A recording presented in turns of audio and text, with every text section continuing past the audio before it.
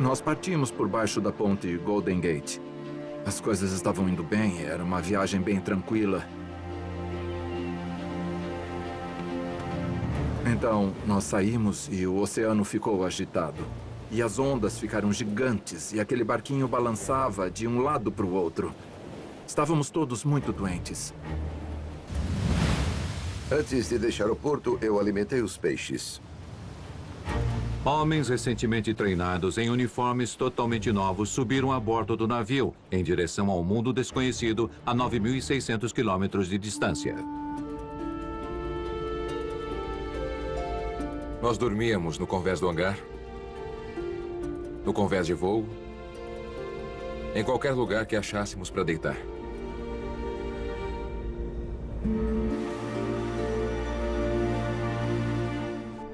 Alguns tinham apenas 18 anos. Eu era só uma criança. Eu nunca tinha passado uma noite longe dos meus pais. Eu passava muito tempo na cama pensando em casa e até mesmo chorando às vezes. Eles só podem imaginar como é a guerra e onde vão lutar.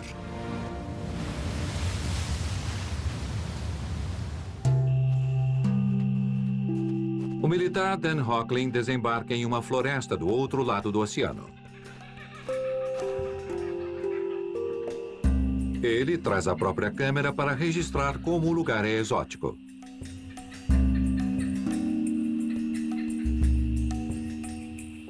E está próximo a Porto Moresby, na Ilha Nova Guiné. Os rios estão infestados de crocodilos. Crianças sobem árvores para pegar cocos e depois trocam por cigarros.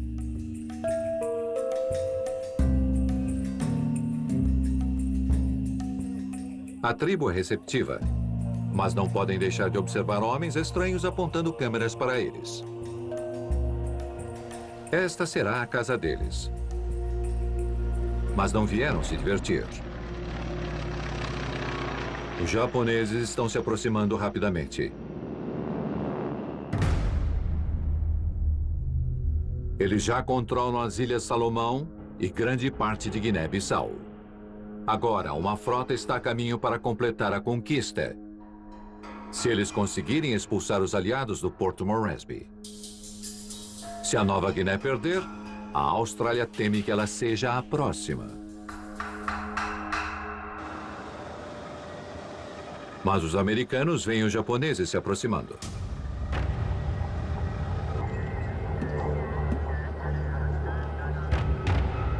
Decifradores de códigos descobrem o plano. O almirante Chester Nimitz decide arriscar. Ele envia uma esquadra, incluindo 4 porta-aviões, para encontrá-los com antecedência.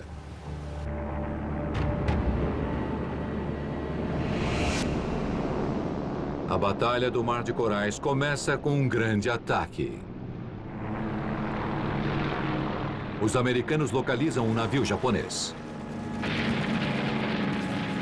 Eles se aproximam e lançam fogo no navio e o afundam. Os japoneses respondem atacando navios americanos.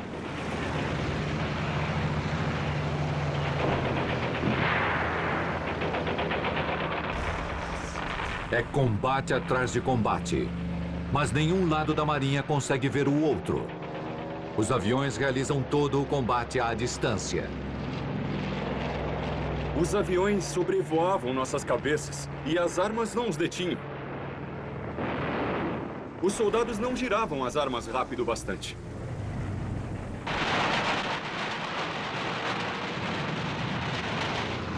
Então, os americanos atingem um segundo navio inimigo.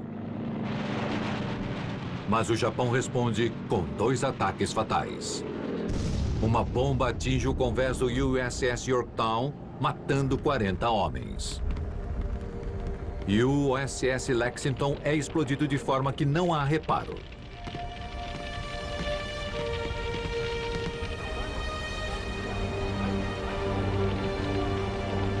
Ambos os lados sofrem grandes perdas,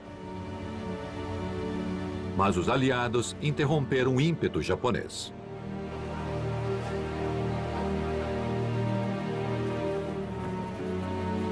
Os homens que faleceram nunca saberão o impacto histórico da Batalha do Mar de Coral. Diversas vezes navios opostos bombardearam uns aos outros. Diversas vezes eles trocaram salva de tiros.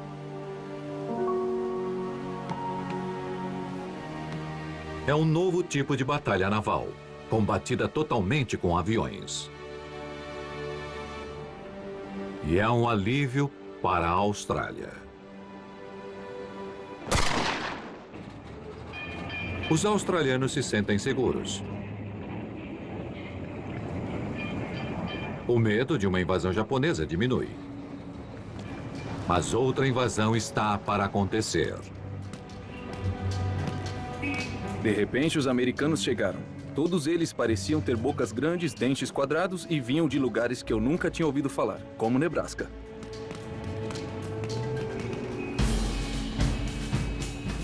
Cidades como Brisbane foram invadidas por americanos.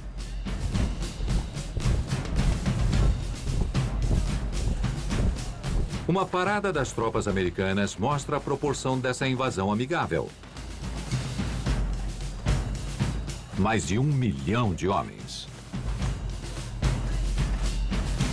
A reputação deles os precediam. Os americanos tinham um bom histórico de salvar pessoas. E eu sei porque assisto filmes de faroeste. É conveniente para os dois lados. A Austrália tem proteção extra. Os Estados Unidos têm uma nova base para operação no Pacífico Sul. As duas forças aliadas treinam juntas e jogam juntas. Os americanos providenciam o beisebol e os australianos providenciam a cerveja. Os homens pareciam estar se dando muito bem até... Gostávamos de tudo nos americanos. Na verdade, não conseguíamos parar de olhar para eles. Os americanos tinham uniformes mais alinhados e bolsos maiores. Eles ganhavam o dobro que os soldados australianos e esbanjavam dinheiro ao chegar na cidade. Tínhamos chocolates, sorvetes, meias de seda e dólares. Podíamos proporcionar bons momentos às garotas.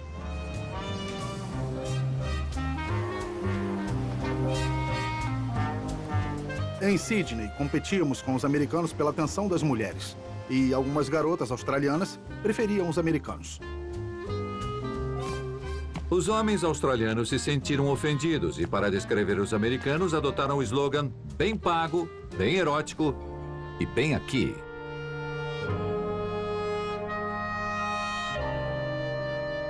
As boas-vindas estão por um fio. Discussões entre as tropas viram brigas de rua. Brigas de rua viram tumultos. Melbourne e Brisbane viram um caos. Briga voraz na cidade para trânsito. Polícia montada é chamada.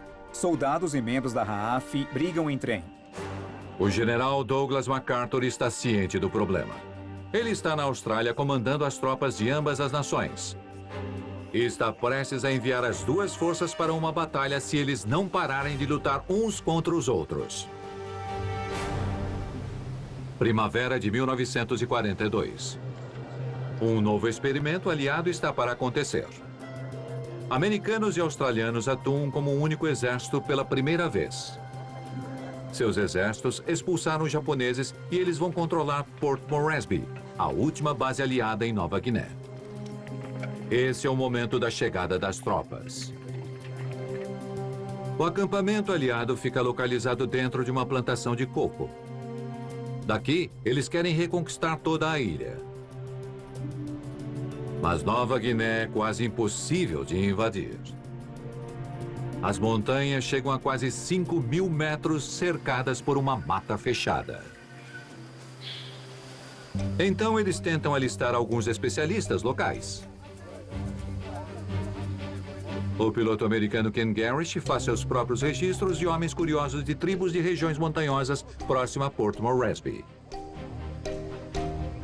Um capitão australiano quebra o gelo tirando fotos do chefe. É a primeira vez que ele vê uma foto dele mesmo. A tribo concorda sobre o inimigo em comum e estão prontos para lutar. Tivemos sorte de ter tirado essas fotos, pois essa foi uma guerra verdadeira que de fato matou alguns soldados japoneses.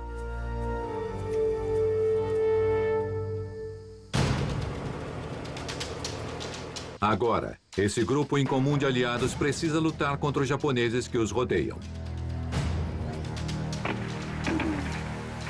Os lados atiram um contra o outro a uma curta distância. Uma fumaça escura surge devido a ataques japoneses no acampamento de Porto Moresby.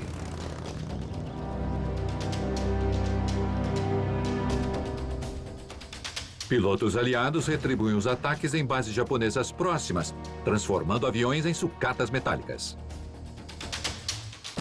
Um esquadrão registra 200 mortos. Poucos pilotos sobreviveram. Os que sobreviveram se tornaram prisioneiros de guerra sob a guarda da Austrália. Um combate aéreo a curta distância é um jogo perigoso. Os dois lados estão na mesma ilha. Se um piloto entrar na floresta e se perder, vence quem o encontrar primeiro. Então, todos os pilotos carregam um colete salva-vidas, uma faca e uma pistola. Entre a própria floresta e o inimigo presente nela, a sobrevivência não é garantida. Mas ter os locais ao seu lado ajuda. Ken Garrish leva sua câmera em uma missão de resgate no interior da floresta. Pousamos em um rio para buscar um piloto abatido, um oficial australiano. O piloto pode agradecer à equipe de busca e resgate da Nova Guiné. Ele foi trazido para o avião por nativos em suas canoas. Ele ficou muito feliz em nos ver.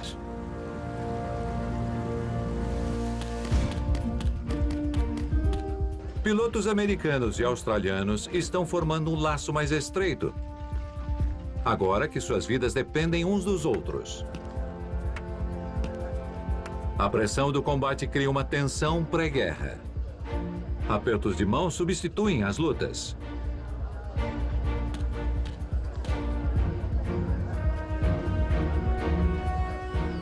Eu diria que quando o cenário de batalhas aparece, os soldados de ambas as tropas se dão muito bem. E também não ter mulheres nas praias de Porto Moresby por quem brigar ajuda.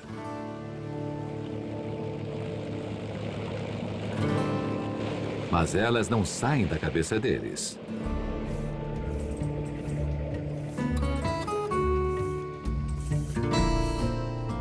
Por todo o Pacífico Sul, a frustração sexual leva à expressão criativa. Os seus queridos aviões viram telas para que eles chamem de arte no nariz. Quanto mais longe do olho do público, mais atrevida a arte.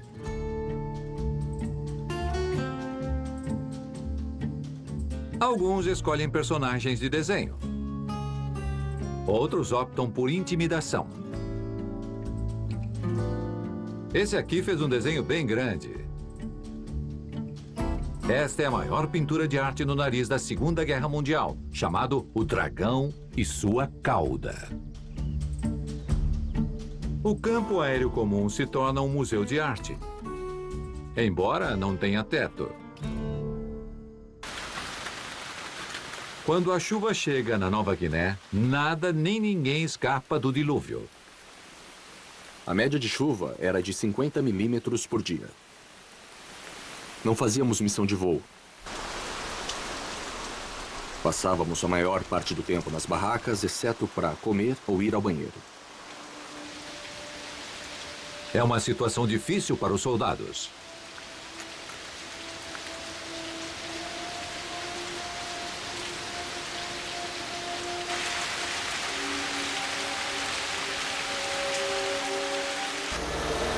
Esta chuva incessante cria um problema muito maior que a lama. Bem-vindos ao UAU. Cuidado, área com malária. Praticamente todos nossos homens contraíram malária em um momento ou outro. Eu contraí 2 vezes, juntamente com a dengue. O Pacífico Sul tem as condições ideais para doenças tropicais. Picadas de insetos deixam mais pessoas de cama que os tiros dos inimigos. Mesmo quando o sol volta a nascer, a febre volta a atacar nas tendas médicas.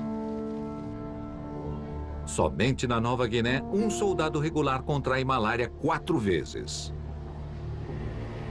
Seus ossos e todo o corpo dói. Você se sente fraco, não consegue nem segurar um rifle. Consegue andar, rastejar, mas nada mais do que isso. É um grande problema de redução de soldados. Lutar contra a malária é uma guerra totalmente à parte.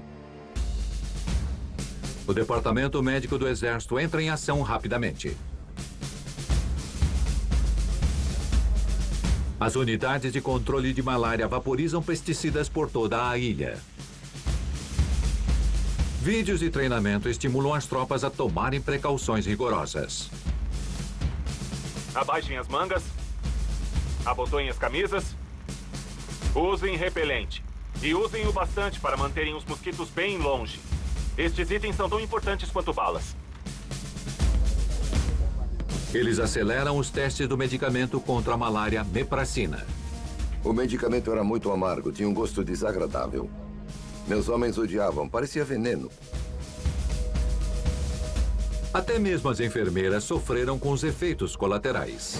Começamos a tomar essas pirulazinhas amarelas. Elas deixavam a pele e os olhos amarelados. Logo surgiram os rumores que Mepracina causava infertilidade. Os comprimidos eram tão abominados que os médicos tiveram que administrá-los em fila indiana para monitorar a ingestão. A doença afeta os 2 lados. Cerca de 90% das tropas japonesas sofrem de malária e disenteria. Os americanos que ansiavam por se alistar agora sentem cada centímetro de oceano entre eles e suas casas.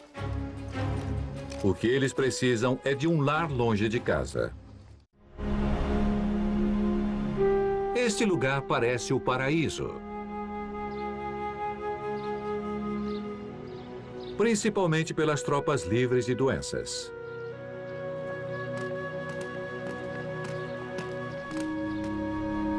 Eles estão embarcando para a Nova Zelândia, um país verde e espaçoso com menos pessoas que Detroit, Michigan.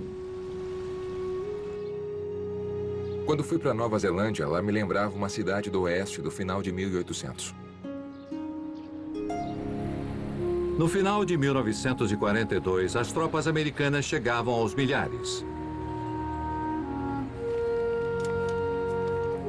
A Nova Zelândia se mostrou bem receptiva.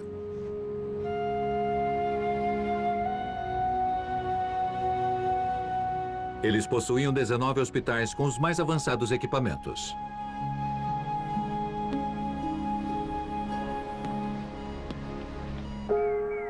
As famílias rurais locais adotavam as tropas como segundos filhos e cuidavam da saúde deles no estilo da Nova Zelândia.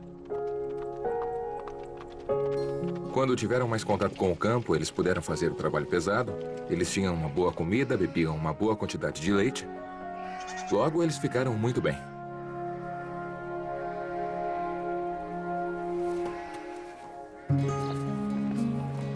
Quase não há aquela tensão que levou os americanos à Austrália. Aquele foi um casamento forçado. A Nova Zelândia estava mais para uma adoção por amor. As tropas ficam saudáveis e ficam prontas para voltar à batalha. E há uma grande batalha que está por vir. Em junho de 1942, a equipe aliada estava controlando Porto Moresby e protegendo a Austrália. O Japão havia encontrado um problema no Pacífico Sul. Então, o Império parece estar do leste até Midway. É um ponto crítico entre a Ásia e os Estados Unidos. As forças americanas que protegem Midway são pequenas. A frota japonesa que se aproxima é 4 vezes maior. Assim como no ataque a Pearl Harbor, eles poderiam aniquilar uma grande quantidade de soldados americanos e deixá-los indefesos. Mas desta vez, os americanos tinham uma surpresa do lado deles. Mais uma vez, eles desvendaram o código japonês e já sabem o plano.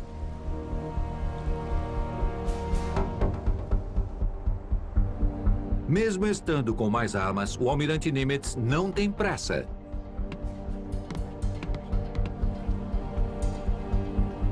Pelo contrário, ele vai esperar os japoneses atacarem a ilha e então vai lançar sua surpresa. Isso significa que os homens que estão em Midway são um alvo fácil.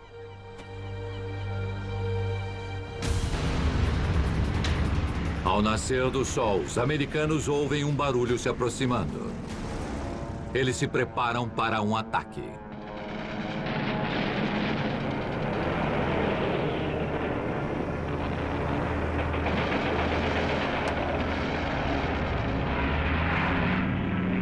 Os poucos aviões que eles tinham se separam para interceptar os japoneses.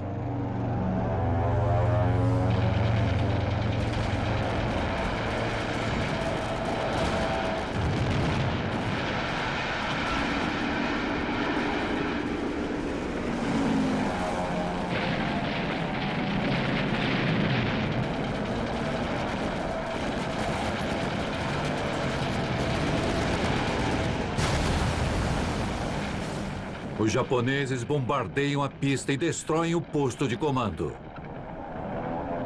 A fumaça cresce chegando ao céu enquanto destrói a base americana. Eles lançam fogo no hangar.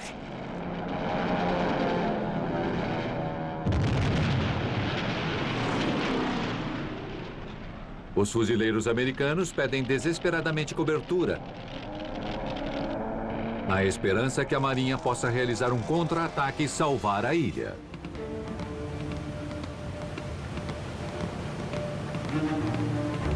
O alto-falante anunciou: há aviões inimigos se aproximando.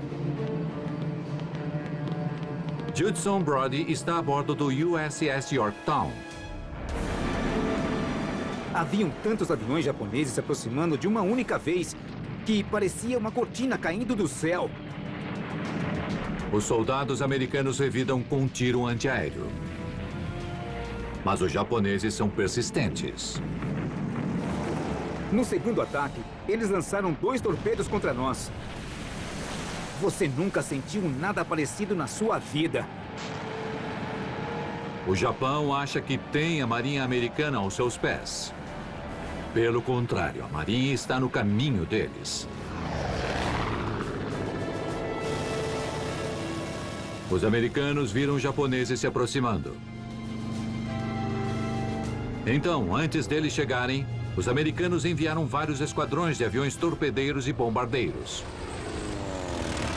150 aviões correm para contra-atacar, deixando para trás seus navios sob fogo.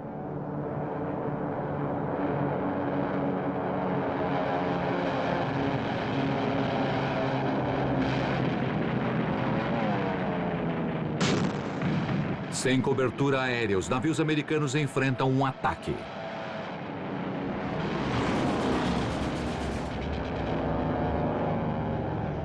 Os pilotos japoneses têm um dia cheio. Mas quando os aviões americanos alcançam a frota japonesa, os encontram desprevenidos. Eles também não têm cobertura aérea. Os pilotos americanos aproveitam. Eles destroem todos os 4 navios japoneses.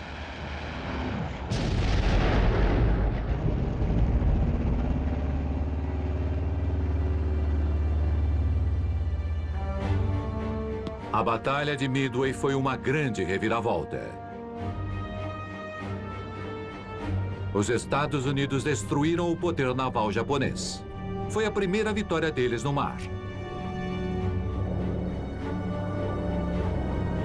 Porém, houve muito sacrifício. Os Estados Unidos perderam um navio e 307 homens. Além de homens machucados e à deriva, aguardando o resgate. Mas eles provaram que os Estados Unidos podem contra-atacar e vencer. O alto comando japonês está estremecido. A maré mudou.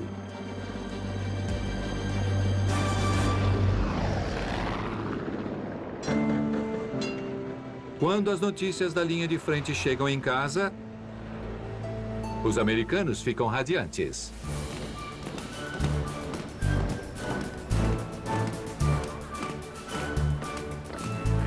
O centro da Filadélfia se torna um palco para expressar o apoio à guerra.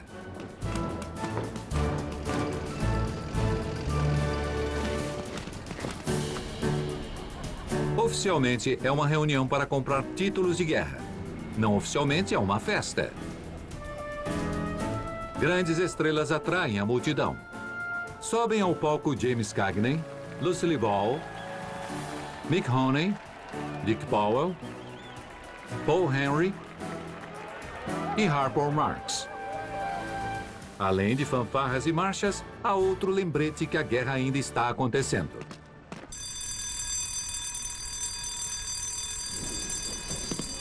Treinamentos de defesa civil. Eles se tornaram rotina nas escolas infantis americanas. Para todos que estavam no continente, a guerra era só teoria. Para os havaianos, era real. Pearl Harbor ainda parece que foi virada de cabeça para baixo. O paraíso agora está interditado. A praia está fora de alcance, cercada por arame farpado. Todo o território está sob lei marcial. Milhares de crianças estão registradas, têm impressões digitais coletadas e devem usar crachás de identificação. Os moradores recebem cartões de racionamento e máscaras de gás. As crianças mais velhas praticam colocar a máscara.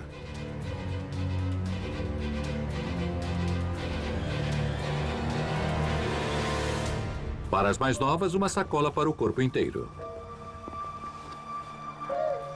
Como se não fosse assustador o bastante. Mais de 1/3 dos havaianos são descendentes de japoneses. Eles estão nervosos e tentam se misturar, escondendo qualquer sinal de sua ascendência. Mas aqui não há conversas de concentração em massa.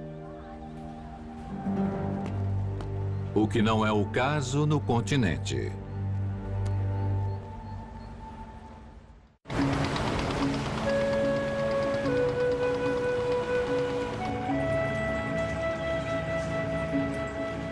Os Ishikawas é uma família de pescadores que vive na Califórnia.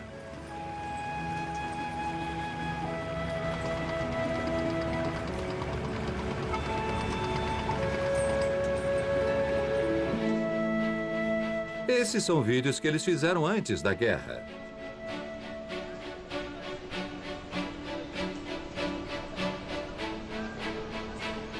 Eles são imigrantes japoneses construindo uma vida na costa oeste americana.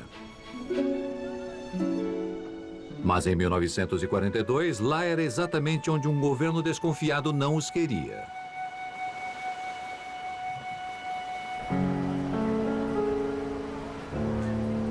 Tivemos que nos livrar de tudo. Nos deram 1 mês.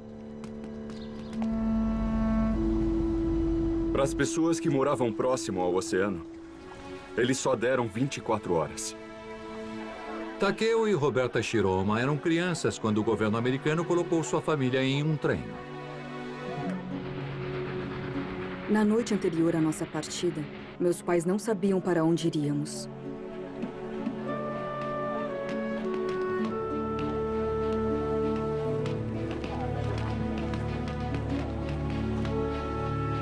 Eles foram o continente para um dos 10 campos de concentração construídos às pressas pelo presidente Roosevelt no início da guerra.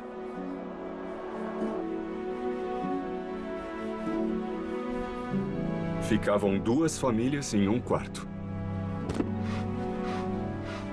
Quando chegamos lá, minha mãe teve que encher as bolsas de lona com feno para fazermos de colchão.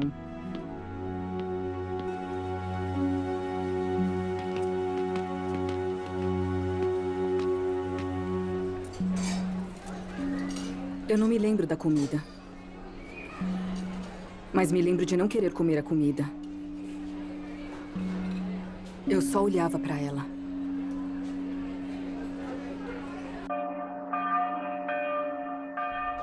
Eles estudavam, trabalhavam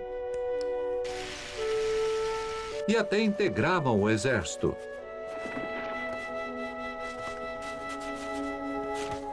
Mas não eram livres. O governo reuniu mais de 110 mil japoneses americanos, alegando ser para a segurança deles.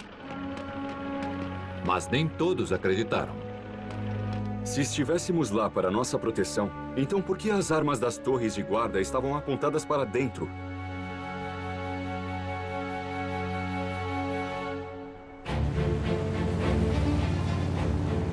De volta à frente da guerra. Midway é uma grande vitória para os americanos.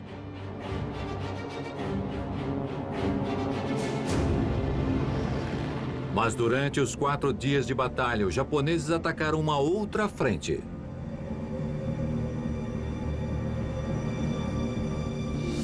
O Império avança no Pacífico Norte e captura 2 ilhas nas Ilhas Aleutas, Kiska e Attu. Ambas fazem parte do território do Alasca.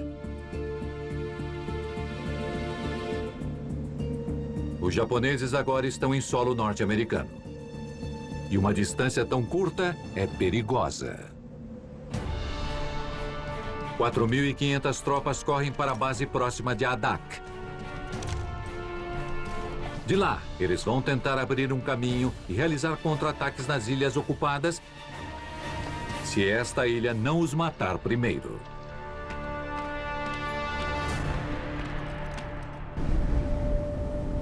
Adak é deserta, ventosa e impiedosa. Foi o pior lugar. Quase morri de frio. Nós saímos de Pearl Harbor e não tínhamos levado roupa de inverno. Um ar gelado vem do Ártico.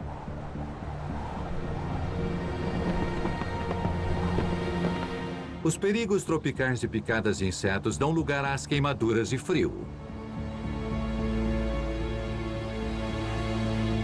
Os ventos trazem as ondas que cobrem tudo de gelo. Os homens só podem se defender com picaretas.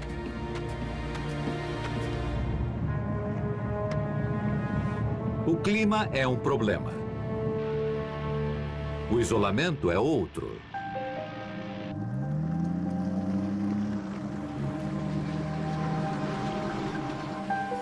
Tudo precisa chegar de navio.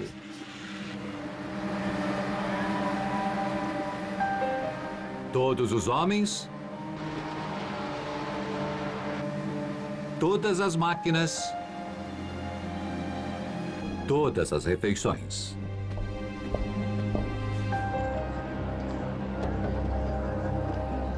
É como acampar em outro planeta. Não havia árvores lá. Alguém trouxe uma de avião e tentou plantar, mas acho que não sobreviveu.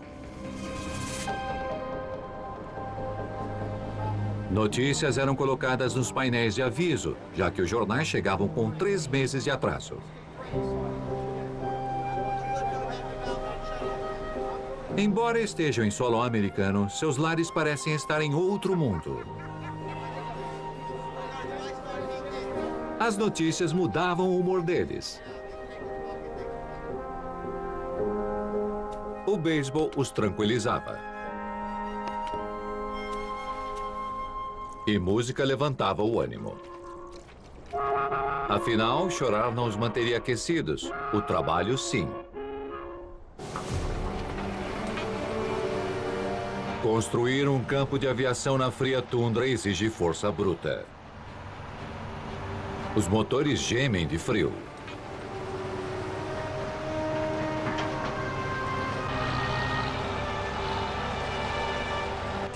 Os martelos machucam suas mãos. Mas há uma recompensa. Uma pista pavimentada com aço. As placas se unem como blocos de construção. Ela fica pronta em 2 semanas. E é resistente a intempéries. Agora eles podem parar de lutar contra o clima e lutar na guerra.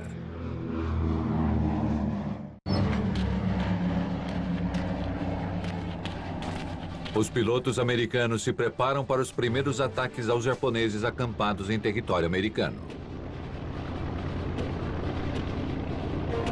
Eles preparam 9 aviões de bombardeio, 12 aviões de caça e 100 homens.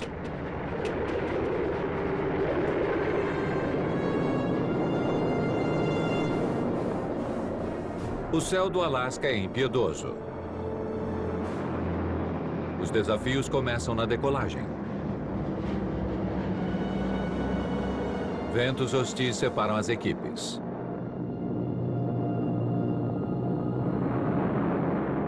Por 2 horas, permanecer juntos na rota do voo é uma batalha.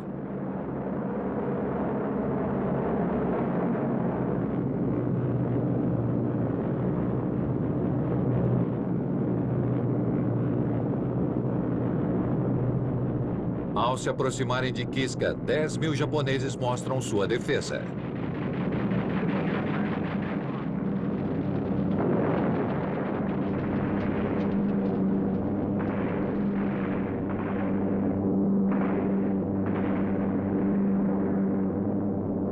Tiros antiaéreos que tentam causar buracos nos aviões, ou pelo menos forçá-los a saírem da rota. Qualquer desvio no voo e eles errarão o alvo. Atiradores americanos tentam limpar o caminho. É um jogo aéreo muito perigoso. Finalmente os alvos aparecem. E as bombas caem.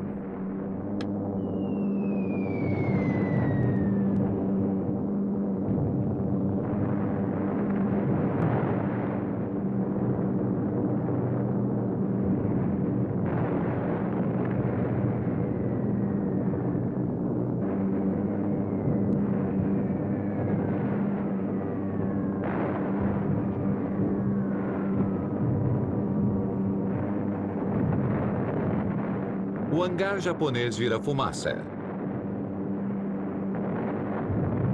E em apenas alguns segundos o estrago está feito. Isso é só o começo. Os ataques são contínuos. Do amanhecer ao anoitecer todos os dias por mais de 1 ano. É a chamada Blitz de Kiska. Os japoneses suportam quase 3 milhões de quilos de bombas. Os americanos queriam suas ilhas de volta, a qualquer preço. Agora o alcance japonês prolonga-se das congelantes montanhas Aleutas até a borda das gigantescas montanhas Himalaias. O Japão aumentou o controle sobre a Ásia, fechando a estrada da Birmânia, a principal rota aliada que ajudava na luta da China contra o Japão. A única outra rota é através do céu. Os aliados tentaram fazer um dos esforços de avião mais ambiciosos da Segunda Guerra Mundial: levar suprimentos de avião sobre os Himalaias, apelidados de A Corcunda. Isso forçaria os limites das máquinas e do homem. Mas estes pilotos querem arriscar. Em um Clipper da Pan American. Estes pilotos da Pan American se arriscam ao voarem sobre as montanhas e o clima mais traiçoeiro que já se viu. Os tigres voadores escoltam aviões comerciais reequipados. Mas ventos extremos balançam eles feito pipas. Tempestades repentinas cobram seu preço. Centenas de aviões e pilotos desaparecem. Deve haver um jeito melhor de receber suprimentos da China.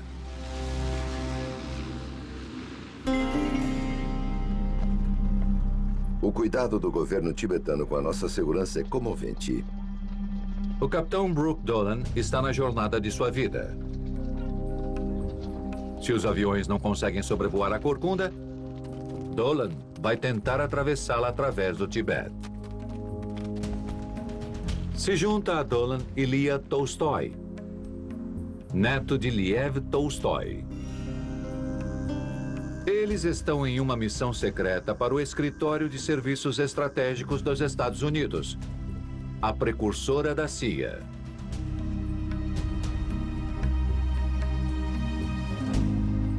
A jornada começa com uma cerimônia tibetana tradicional.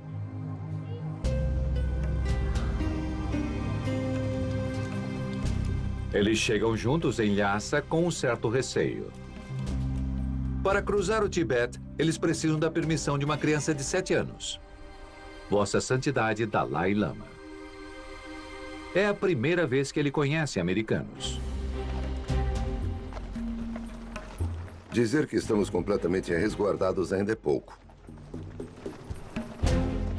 Nos permitiram viajar pelo caminho que tínhamos maior interesse.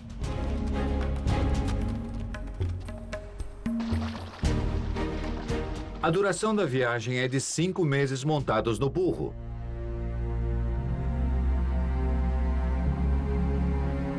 Por milhares de quilômetros com belezas de tirar o fôlego e perigos de abalar o coração. As rochas se partiam com frequência e caíam nos canyons. Por causa da força intensa do clima tibetano. Dia extremamente quente e noite congelante. Finalmente chegam à China. A jornada foi um sucesso, mas a estratégia falhou. A distância e as dificuldades tornaram impossível o suprimento constante através do Tibete. A única alternativa se torna adentrar as florestas da Birmânia. Um avião sobrevoa bem baixo, mas não está lançando bombas. São suprimentos para outra operação secreta da ESS, uma guerrilha.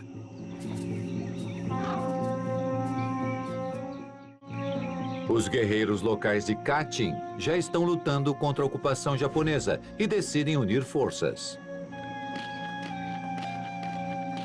Os soldados da ESS fornecem um fluxo contínuo de armas.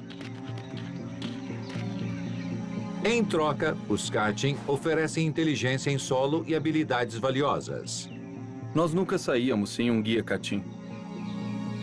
Eles pareciam Robin Hood numa versão escoteira. Alguns dos guerreiros não tinham mais de 12 anos.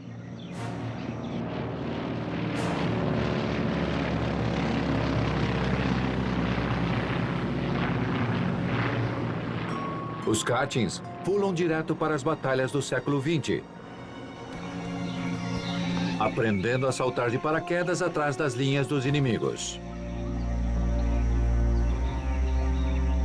Em troca, os aliados aprendem os truques de transporte na floresta. Viajar no alto para evitar cobras. Essa aliança confidencial dá certo. Eles criam caminhos secretos nas linhas japonesas. Mais de 4.000 japoneses morrerão pelas mãos destes soldados em uma guerra secreta lutada nas sombras.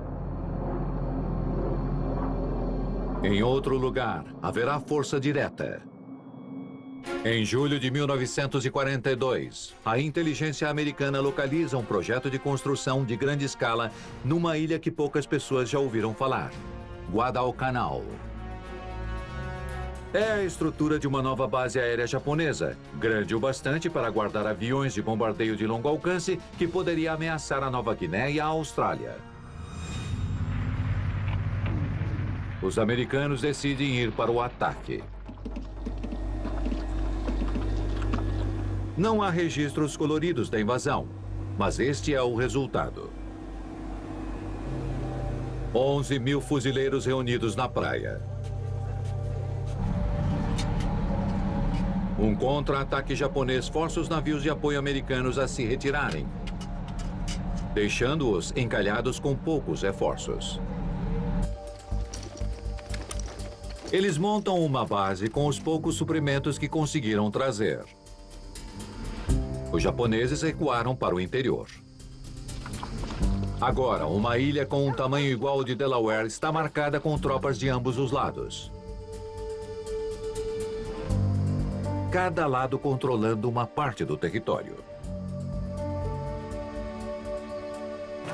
Isso se torna um pesadelo sangrento de 6 meses.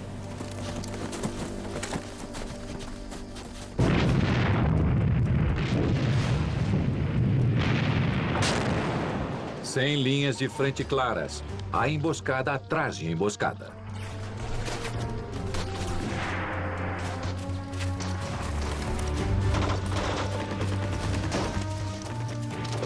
Guadalcanal se torna uma batalha de atrito.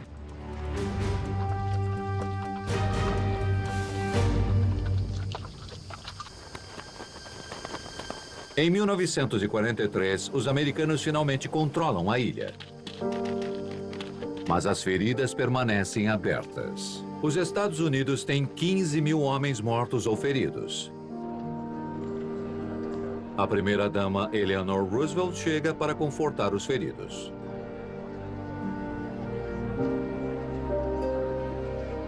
O almirante William Halsey aconselhou não ir. Ele temia que ela fosse uma distração.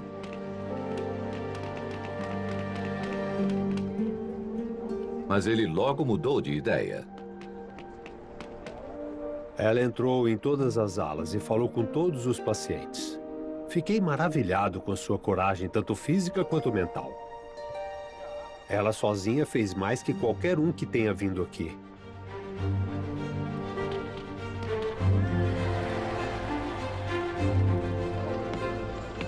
Ela continuou nas outras zonas de guerra do Pacífico. Um tour de 1 mês e mais de 40 mil quilômetros. Ela também enfrentou os perigos da guerra para conhecer mais de 400 mil tropas. Ela carinhosamente os chama de filhos da nação. Todos os homens são nossos homens, parte dos nossos Estados Unidos, que eles salvaram, para que ainda possamos chamar de a terra dos livres e lar dos bravos.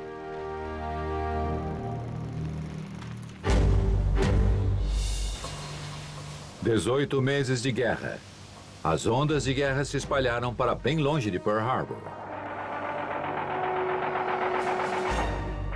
A guerra está crescendo muito. Em movimento lento. Ataques aéreos e marítimos rápidos estão dando lugar a batalhas terrestres sangrentas que consomem tempo, recursos e vidas. O Japão não está intimidado. Pelo contrário, está determinado. A Guerra do Pacífico não é mais uma figurante comparada com as guerras na Europa. Em breve, se tornará o seu próprio inferno.